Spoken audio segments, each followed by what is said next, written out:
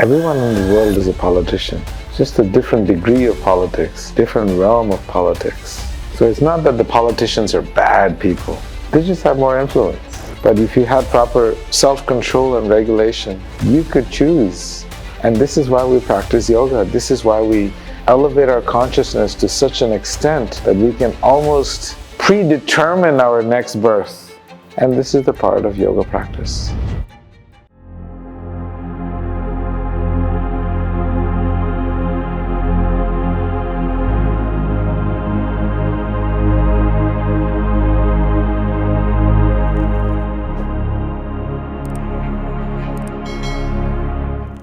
Subjects. We have to first ask who has the right to kill.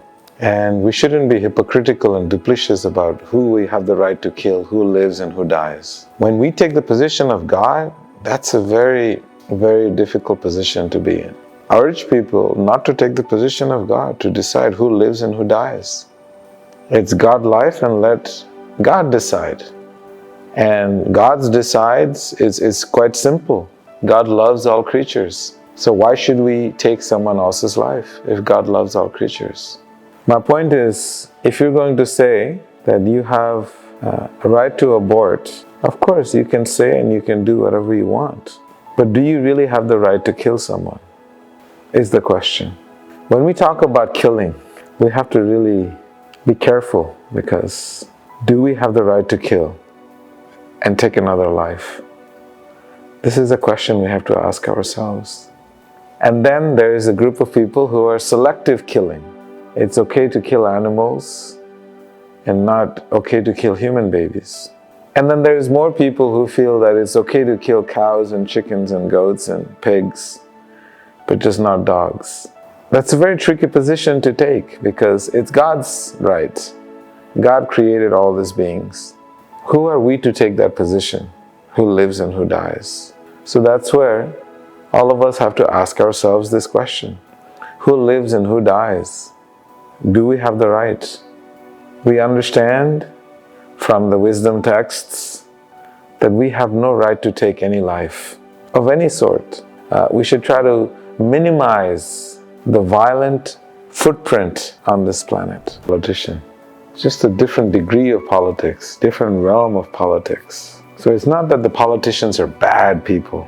They just have more influence. They may have more access, they may have more influence, and we have a little less. So politicians are not bad. Nothing in this world is bad. If whatever it is that we're doing, it has a unique purpose to serve others, then it's not bad. And we understand that life is a preparation for death, because death is our ultimate test. People think when people die, it's all over. No. Death is the ultimate test of life. What have you done in your life to contribute and serve others? What was your influence? What was the legacy? What was your contribution? How many lives did you touch? That's the real test. And that's why the sages, they are meditating, and wherever they are, they're in this constant state of meditation, waiting and deciding when to leave their bodies. They select a location and the time of their departure. Why is all of that? Because the departure of the soul from this body, the time, the location, is the ultimate test of life. When time and other factors chooses when you leave and the circumstances that you leave this body behind, that's what most people in this world experience. We don't decide where we die or how we die. But if you had proper self-control and regulation, you could choose. And this is why we practice yoga. This is why we elevate our consciousness to such an extent that we can almost predetermine our next birth, where we're going to be, what we're going to be. And this is the part of yoga practice, of continuously elevating our consciousness, so much so that physiologically we may be here, but our consciousness is already surfing other dimensions of existence. Now this may sound really crazy. How is it that we're having multiple lives? But the fact of reality is that all of us live multiple lives simultaneously. We are on borrowed time. Time is not ours. So how to make the best use of whatever is left of our time on this planet? You have to see who is eating. Is the most important thing when we're eating. The question we have to ask is who is eating? The food that we pick when we're hungry, or when we're angry, or when we're lonely, when we're sad, when we're depressed. If you look at the food that you eat, you'll understand exactly who's eating. We understand from the teachings that most of the times when we eat, it is with different emotions, and the food does not get to really turn into the energy that you intended it to be. Because we're angry, so we angrily eat. So we're continuously consuming emotions rather than food. And food just happens to be one of the objects that's laying around that we consume, and thereby causing a tremendous impact on this body and this physiology. Because we're not eating consciously, we're not eating what is really needed to sustain and grow this body and our mind and elevate our consciousness. Eating has to be three-dimensionally beneficial: physiological, your mind, and spiritual, your heart.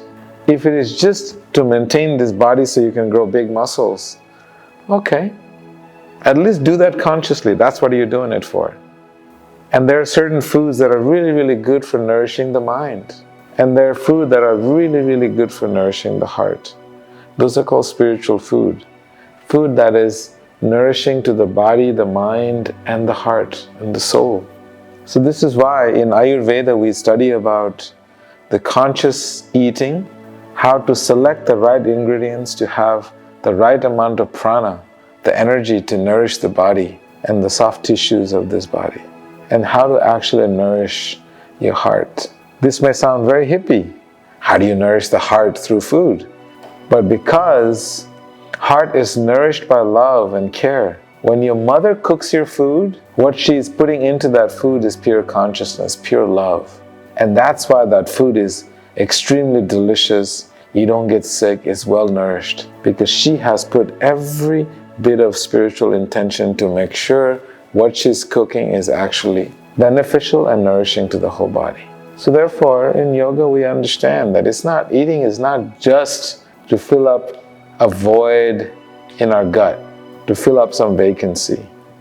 Rather, it is to nourish our existence, our physical well-being, our mental well-being, and our heart well-being. So those of you who are out there, try to eat food that has high, dense pranic content. Prana is the life that's within the food. It is not the food that nourishes you, it is the prana, the energy in the food that nourishes you. What is the density of that energy? What is the source of that energy? If you look at all the big muscular beasts, animals in the jungles or in the deserts of Africa, what do you find? You'll find elephants, you'll find wildebeests, buffaloes. They're all existing on grass, on green vegetation, fruits and nuts, because those vegetation has dense prana, and so therefore it makes them bigger and stronger. Some people feel that if you want to become strong, that you have to eat meat, you have to eat your burgers, you have to have your steak. That's not necessary.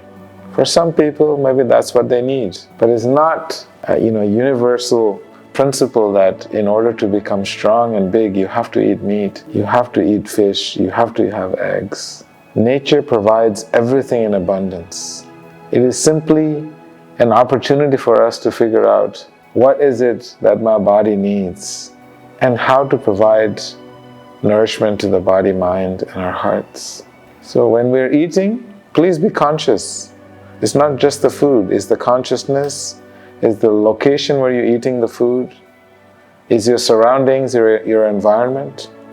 If people are shouting and screaming while you're eating your food, your consciousness will be affected. When that food goes into your belly, you will have difficulty digesting it, because the environment was not safe. So the sages, when they eat, they always eat alone, because they want to be in that peaceful state of mind.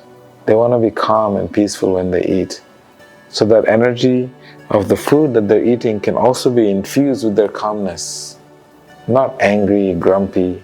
When someone dumps you, you go and drink more and eat more, or you stop eating and stop drinking. So we go from one extreme to another, simply causing so much havoc to this body. Why should we do that? These are questions we need to ask ourselves. What is our state of mind when we eat? If we're not peaceful, we should not eat. We should calm down, become peaceful, and then eat. Like music and everything. Are they manipulating us? 100%. Sound is the most powerful tool to manipulate other human beings. We use words, we use music, we use ringtones. Wherever you go, there is a music being played to alter your mind, to cater to what they're about to sell you. The music that you hear on the radio, the music you hear in the mall, the music that plays on your phones when you turn them on, turn them off. These are all tools that is being used to alter our being, our consciousness, so that we can become a commodity.